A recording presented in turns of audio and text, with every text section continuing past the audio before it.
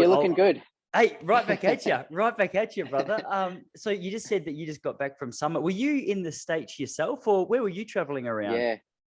Yeah. I was in the US, and pretty much I spent the whole time in Flagstaff. The last week where I actually went and I went and visited Bert and Wendy, so which was awesome. I hadn't seen them for nearly 4 years, and then stopped it and saw some friends in San Fran, and then flew back. But I spent 7 weeks in Flagstaff. Because Bert is it Wendy, his wife? Yeah, yep. Did you say, are they in Arizona now, or have I just made that up? No, well, so that's how we knew each other. Was we both lived in Flagstaff, and they lived there for 50 years. That's right. I remember he moved recently. I just couldn't remember if they were going to there or from there. Yeah, about 18 months ago, they moved to Bend, Oregon, where one of his daughters and son-in-law and two of his grandkids live. So they're actually they're living literally next door to their daughter and grandkids. It's a cool little setup, and they're a really close-knit family. So they're all in heaven, which is good. Oh, that's good, man. I've seen some of his newsletters. I get I think it's a monthly newsletter now. It was coming through weekly for a while. Monthly now, yeah. But I've seen some of the photos with his grandkids and stuff. He looks like he's having a ball. But how was Flagstaff, man? Like I know a lot of people from actually all around. I was going to say Australia and the States go up there for a good training camp, but it's got a reputation for delivering some pretty nice results, doesn't it? Yeah, it does, and it's increasingly over the years has become more popular. And I lived there for 7 years, from 2007 to 14, so it's a second home for me. So it was really, really nice to go back. I went over there to train and get ready for this season, and unfortunately sorry, pardon the little pup in the back. No dramas, brother. Unfortunately, got injured while I was over there, and it was a pretty solid injury, which has ended my season. So, dude, this is the first I've heard about it. Man, I've been a little bit quiet on. I'm really slack on Instagram. I sort of go on there and I put a post up every now and then, but I haven't been scrolling through and having a good look. So I didn't really announce it or anything. I just it just kind of happened, and so I'd been injured. I think the last time we spoke, I'd just been coming back from a little foot injury after Zatopek, and I'd figured out kind of the root cause of it, and was making good headway on fixing some of the problems. And I went over to Flagstaff unfit and, only just up and about. So it was a risk going over there, and but sometimes you got to take a swing, and that's what I did. And things were going. I think the most frustrating thing was that I got over there, and day after day, week after week, my foot just kept getting better and better, and I was feeling stronger, and training was going well. And maybe that put me in a false sense of security. And I think in the end, what brought me undone was I was running on some kind of technical trails, and my original injury had been caused by some stiffness through my midfoot and ankle, and that probably flared that up again. And one day, quite suddenly, the front of my foot started hurting, and pretty badly. So it happened pretty quickly, and I was in limbo for a couple of weeks, just hoping it would settle down, and cross training, and with a view to racing a couple of races in the US, and then racing in Europe, and hopefully getting to Worlds and Com Games. But after a week of no running, I tried another run, and it was still no good, and ended up getting a scan, and had a nice little stress fracture in my third metatarsal, which that was it. There's no beating around the bush or coming back from that quickly. So I've a lot of people, I get asked, I've been asked a lot when I tell people, I'd actually injured myself, and that's why I've come back home early, and while I'm not running. And I think everyone's been quite concerned, which is really, heartwarming and appreciated. But I think there were a couple of weeks where I didn't know whether I was going to make something of the season still, and was cross training and hoping things would settle down. That was really tough. But then I think once I knew I had a season ending injury, pretty quickly I just refocused my goals, and I'm in a good spot, and have been. And because I was over there and had a few races planned, I ended up deciding just to stay there for another few weeks. And I'd been there with a group of Aussies, and then most of them jetted back off to somewhere else in the US or to Europe, and it was just Brett Robinson and I in Flagstaff. And I just thought, well, I'll stick around. I'll go from runner to physio, and that's kind of what I did. I was Brett's personal physio for a few weeks. Awesome. As he got ready for pre-classic, which is we were both meant to run that. And I connected with a couple of other runners in Flagstaff and kind of played physio for them, and yeah, just kind of started gearing up for coming back home, and gearing up for jumping back into work. That was the bummer, is that you go over and I didn't end up racing, so now I got to recoup my costs of a 7-week training camp that didn't pay off. Yeah, man, far out. The beauty of distance running, huh? So yeah, it's interesting. Yeah, It's always interesting when you come back with an injury and so much of your day's taken up with training, or so many hours when you're at full flight. It sounds like you've filled in that time pretty quickly. But is there any part of you that enjoys it? Because I know having a forced break from time to time for me was kind of nice, just to peer your head around the corner of what a non-running life looks like, and just to see, like, that was the biggest thing for me when I finished running officially in like 2014, competitively anyway. I remember I'd get home from work at say like 4 or 4:30, and usually I'd get home, I'd get my running gear organized, my food, my drinks, jump in the car, go to the tan or wherever I was training. And I remember getting home at 4:30 some days and being like, what do I do? It was kind of looking back on it, I think maybe it was more enjoyable than at the time, because at the time I was a little bit like, oh crap, I don't have any hobbies. Like my whole life was just running. I think so. Yeah, in answer to your question, I wouldn't say especially that I've enjoyed it. What I would say is that I think over the course of my career, I've realized that everything I do is better when there is balance, and so when I'm running, of course I'm all in, but there's always balance in my life. I'm still always doing things that I enjoy, that make me happy, that on face value you might go, oh, you're an athlete, you should be a bit more serious than that. And so whether I'm training for Com Games or World Champs, or whether I'm on an 8-week injury layoff, my life doesn't change too much. I still enjoy getting my heart rate up every day, and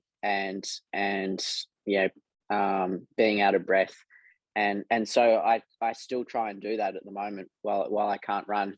I guess the difference, maybe 10 years ago, I would have done that with a view to maintaining fitness and preparing myself for when I can run again. But I've from years of having had injuries and cross trained, I don't cross train to try and keep fit. I cross train because I want to stay active. No amount of cross training will over a 10-week period will maintain any form of running fitness. I don't care what anyone says. It can keep you fit, of course, but I think there's value in, when you come back from an injury, of actually being a little bit unfit, because it actually kind of slows you down, which that's probably a mistake a lot of people make when they come back from injuries, is probably jumping back in a little bit too quickly and putting themselves at risk of re-injuring themselves. And, you know, admittedly, that's probably what I did a little bit in when I was over in the US, is probably just jumped in a little bit too quickly. And you know, sign of me always making the same mistakes over and over again, and you keep learning a little bit more each time. But this time of not running at the moment, it's just the balance in my life looks a little bit different, but it's still the same sort of attitudes. And I guess for me, like, I refocused, you know, at different times of the year, you know, my goals are, you know, there's a certain amount of energy behind each different goals. And I guess at the moment I'm putting a little bit more energy behind my work and professional goals.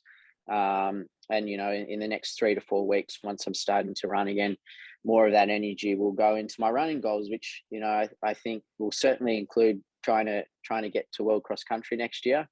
And, you know, maybe if, you know, all goes well, maybe even World Half at the end of the year. So, but, you know, overall attitude doesn't change too much. I don't think I'm the sort of person that's ever like all in on one thing and all out from another thing.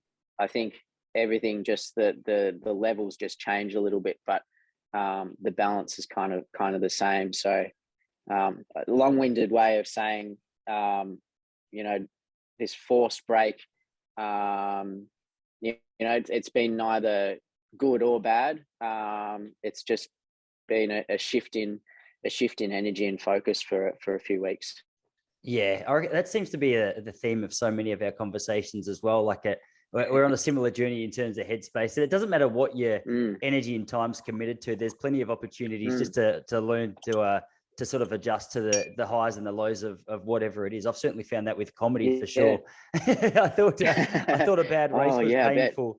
I thought a bad race was painful until I got up on stage and told people jokes I thought were funny and got no laughs. I was like, all right, that's a lot more painful, but it's the same sort of lesson at the foundation of it all. Yeah, and you hear of people talking about public speaking and how tough that can be, and just speaking to any you know, number of people is tough, but you throw in the expectation of laughter. I can't even imagine, actually. Yeah, I was laughing with a musician last night. I went up to Eltham and did a open mic comedy set.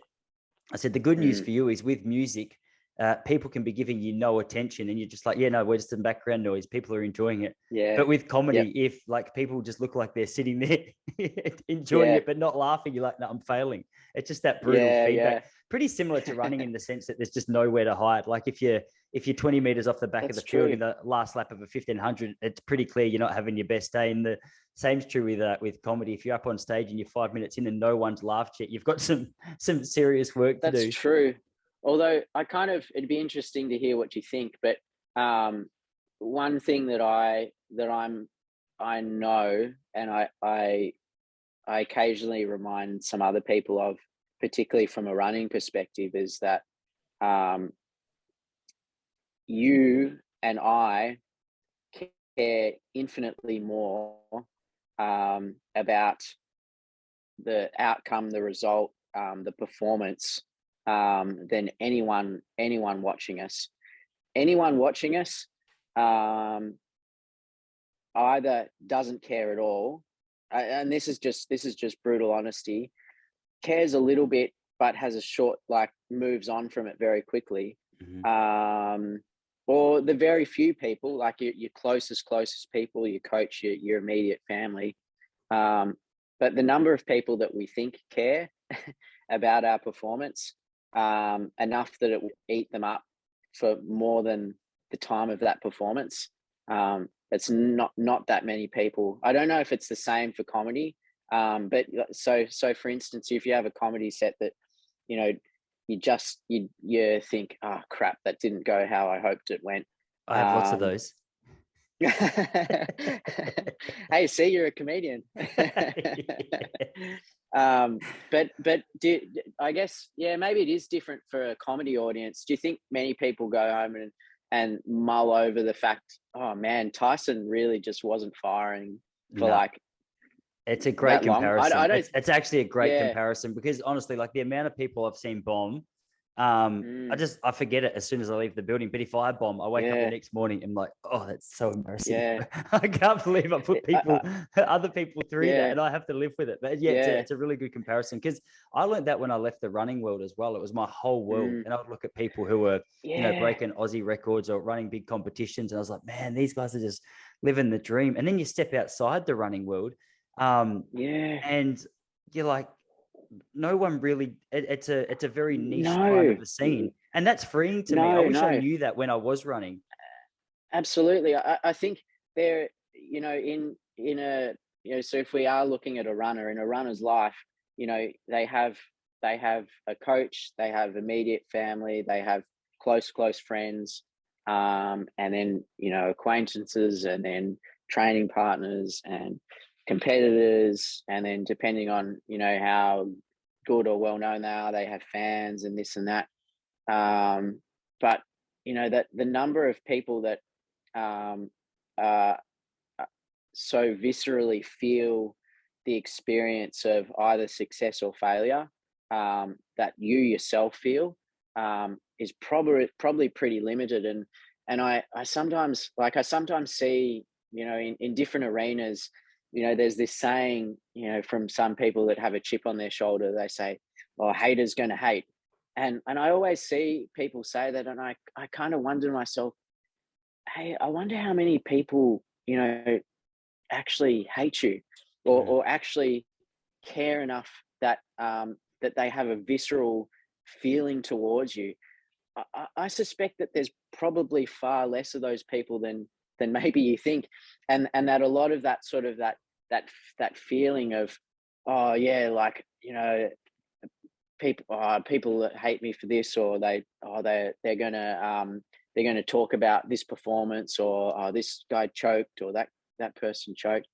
I sometimes wonder how much of that is just all coming from internally, like just us telling ourselves these stories. I know that's the case, or has been the case for me in the past, is if you really like take a step back and take a deep breath and kind of like look at where your thoughts are, you kind of recognize like, oh, I made all of that up myself. That wasn't actually happening on the outside. I was just like, I was just telling myself that. Yeah. But there's no actual proof to say that. And it just makes me think, man, how much grief are we just causing ourselves? It's a good point. Sometimes, man. when things aren't going our way, how much of that is just of our own making, and of our own attitude, and how much is really, from external sentiment, external opinion. How much are other people really making that experience more difficult for us? And I know, at least for me, like, no, there's not many that I've got good people in my life, and I've always had supportive people in my life. I'm sure people have seen my performances before and gone, oh man, he's pretty up and down, or he's choked and this and that. But I don't imagine they dwell on it for very long. Certainly not as long as I dwell on it sometimes. It's a good point, man. And even if there was a person who was dwelling on it and talking about, oh, far out, Tice had a shock and run, what an idiot, how bad's he at running? Yeah. Like, if you're in a healthy headspace yourself and you've got a couple of tools to navigate it, it bothers you so much less. Like, I still ride this roller coaster of getting too caught up on what I think someone's thinking. Like what you were saying, you can cause yourself a whole heap of grief. But I reckon if I compared me now to what I was 5 years ago, like this, you couldn't even compare the two scales, because when I was, say, I'm 35 now, say if I was 25, there'd be the dumbest thing that I could get caught up on, and it'd keep me awake at night. And now I don't know if it's an age thing or what. Like, I don't want to just turn into a cynical bloke who doesn't care. It's definitely not that.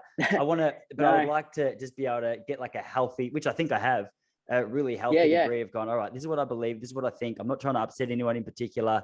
If they've got an issue, I'll let it go. I'm still going to be as nice as I can to them. And I'm sure, I think what happens as you get older and wiser is, those thoughts and those things always keep popping in. They don't go away. It's just that you get better at recognizing it and just like cutting the circuit a little bit quicker and preventing it from eating away at you. Yeah. Well said, man.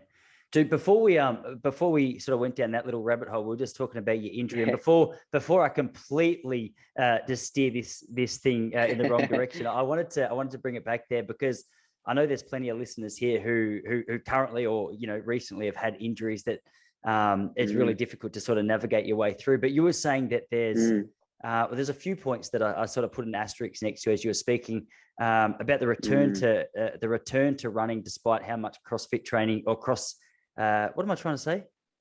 Yeah, cross-training, CrossFit. I don't know where I got CrossFit from. How much cross-training you're doing. It doesn't quite correlate to coming back and just running PBs necessarily. Yeah. But the other thing that I was interested in just picking your brain about, which is a little more specific to your injury, is what kind of cross-training can you be doing with your stress fracture? Because even though cycling's not so weight-bearing, I'd imagine it still puts a little bit of pressure on that part of your foot. Yeah, so when it first happened, the only thing I could really do that wasn't causing it pain was pool running. So that's what I did, and then when I had my scan and got some answers and a diagnosis and all of that, I ended up wearing a moon boot for a couple of weeks because I couldn't walk, I couldn't do anything without it hurting. So I wore that for a couple of weeks, and that was enough to settle it down. And so now I can cycle, I can go on the elliptical machine. I can do most things now, and it doesn't hurt. So that's good. And so in answer to the broader question of cross training for injured runners, every injury is going to some injuries will leave the door open to all types of cross training. Some injuries you may even, and if you have access to the resources, you may be able to use something like an anti-gravity treadmill. And then there are other injuries where, for some people, if they've pulled, like a hip flexor muscle or abdominal muscle or something like that, pool running may not be the most suitable, may cause more pain. And then, for some people, if they've got a back injury, being on a bike might not be the best thing. So it's always injury specific. And then I think that the grander question around, why are you cross training? What's the purpose here? And there are going to be elite athletes that are coming up to a major championships, and they need to do every marginal thing to get to the start line in as best shape as possible.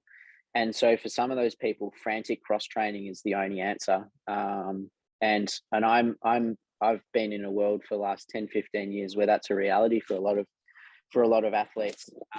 It's kind of impressive to see the dedication some athletes have to maintaining fitness through cross training. But in the absence of getting ready for a huge event and that's time sensitive, there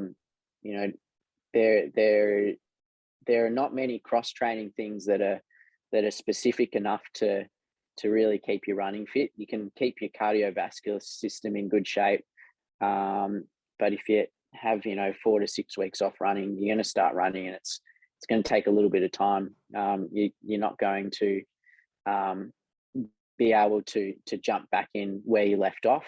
And if you've cross trained so hard and you're so fit that you can do that, then you're probably writing yourself a recipe for re-injury, because sometimes that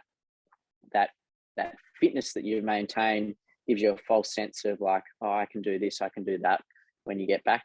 Sometimes it's better to start back after an injury a little bit unfit, because it slows you down and make sure your return to running a little bit more measured. So I kind of, if if you don't have the kind of the patience and the confidence to come back as slowly as you need to post injury, maybe don't cross train so hard. Yeah. Just so you're not so fit when you come back, and then it just makes your return to running a little bit more measured. Yeah, it's such a good point. It's funny. I feel like I bring this up every time we chat, but runners just have that reputation of being the best at just smashing themselves. But when it comes to recovery, I feel like, and that's the thing I'm working through with at the start of this year, I started taking on a few athletes just to coach on a more like sort of personal level. And that's one of the things that I feel like I keep coming back to is like, hey, we're not in a rush necessarily. Like, especially because the athletes I'm working with mostly are, what do you say? It's like club level or newer to the sport of running, or coming from like an Ironman background. And I think, not that this is necessarily a big issue in any athletes that I'm coaching, but one of the things that I do see with new runners, especially, is like, all right, well, I want to be running this time in 12 months. Go. It's like, whereas one of the guys I coached from Melbourne, David, his name is, he joined up about 2 months ago. And when he joined, he said, look, he had like more of a 3-year plan. He'd struggled with injury and, a couple of autoimmune things, but he said what his goal is to run a fast marathon in 3 years time. And I thought, what a beautiful time frame. Like, how nice is that, that we can just like, we can do a gradual build up. We can have a few hit outs along the way, but there's no rush. Like, we don't have to be in, PB shape in 6 weeks time. It's just, hey, let's just gradually build it up, strengthen your body, get you confident. 100%. And man, if I could just, take that out of David's mind and put it into every new and experienced runner's mind, it'd be a massive time saver. Me too. Yeah. Yeah. And I think one of the things a friend once said to me, and it's a quote that kind of, I feel like it resonates across a few different areas, but whatever you're doing, start where you are. And so if you look at that through a running lens, and if you're returning from an injury and you're wanting to, you had X amount of fitness and now you're at this level of fitness and you want to get back to that X amount of fitness. Sometimes we get so preoccupied with that what we want in the future that we lose sight of where we are right now. And I think that's kind of the thing. If we can all get better at, being present and being where we are right now, and accepting where we are right now, and accepting that, it's going to take time to get to somewhere else. That I think we'd all get a little bit further. And looking back, on my last few months, that was probably an error I made. It was like, I want to get to Worlds and Com Games, and I underestimated how much time I had. And I don't think I necessarily, trained too hard or built up too quickly, but I think my mental intensity was probably higher than it needed to be, and I probably just needed to chill out a little bit. And there's another, so that's one quote I like, is that just start where you are. And then another one I like is that everything always works out at the end, and if it hasn't worked out, it's not the end yet.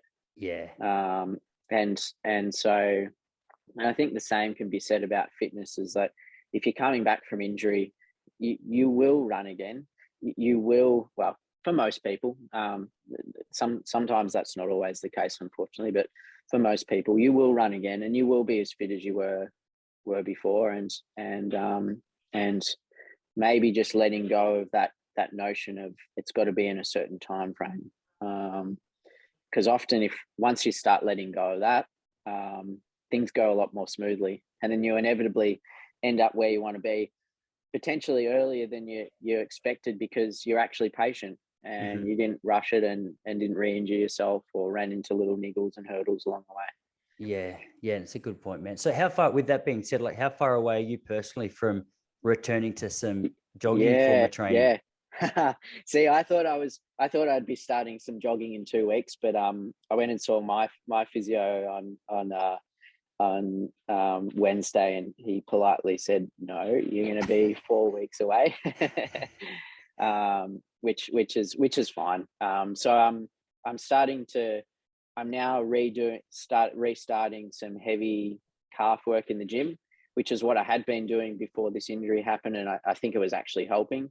I stopped it when it happened because everything was hurting. So I'm restarting that now, and then in a couple of weeks I'll start doing a little bit of like hopping and jumping and plyometric type stuff, and then another 2 weeks after that, so 4 weeks, I'll hopefully start a bit of walk jogging again. Yeah, awesome, man. I was actually listening to the podcast interview I did with Tony Sefton just the other day when I was at the gym. I thought I wouldn't mind hearing this interview again, because I just remember leaving that particular chat and just being like, man, that was so insightful. And you were actually you connected us to, and you were sort of a big topic of conversation there. So I was going to ask, have you been doing any work with him through this process, or is it more just through your physio? Yeah, I actually haven't since we were still connected like through Tokyo, and then after Tokyo, I kind of got back into work and was just kind of doing a bit of base training, and actually, it's probably a timely reminder to reconnect with him, especially now that I'm can start getting back into some proper gym loading. I since Tokyo and since working a little bit more, I started doing just a lot more Pilates. It was just more convenient, and it kind of met most of the needs I had. But yeah, Tony's a hugely underrated mind in the strength and conditioning space, and might need to pick his brain on this revamp. I don't know, 7.0 or whatever it is. Did you say you've been doing a bit of Pilates? You got to check out, I don't know, maybe you've already seen it. This is for everyone listening as well, but Alice Baker, who's been on here a couple of times, started a YouTube channel. So that's what I do. You do a YouTube videos? No, I do. I'm subscribed to her member thing, so I do her. I usually do her Tuesday live classes.